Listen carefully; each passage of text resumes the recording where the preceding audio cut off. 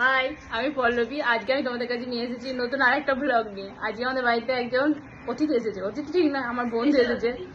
চল তাকে দেখি। আমাদের স্পেশাল গেস্ট এখন মুড়ি খেতে আরম্ভ করে দিয়েছে। ও মুখ দেখাতেই চাইছিল না। এখানে বুড়ি বসে বসে এখন ফোন ঘাটছে। আমার খাওয়া হয়ে গেছে। আমি এত বেলায় খাইও না, আর এদের জন্য অপেক্ষা করতে করতে মনে হয় দুপুর হয়ে যাবে। তুই কি শুধু মুখে মিষ্টি খাবি, ঘুগনি খাবি না? ও কোনো কথা বলবে না।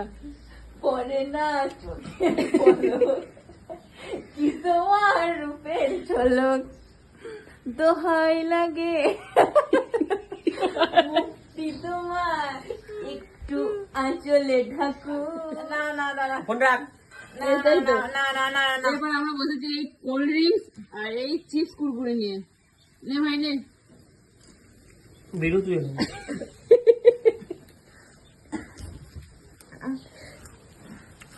আমারটা এটা একটু ধরতো, আমি দেখে আরেক প্যাকেট কুরকুরে আনি। আর আনতে হবে না, এটাই অনেক।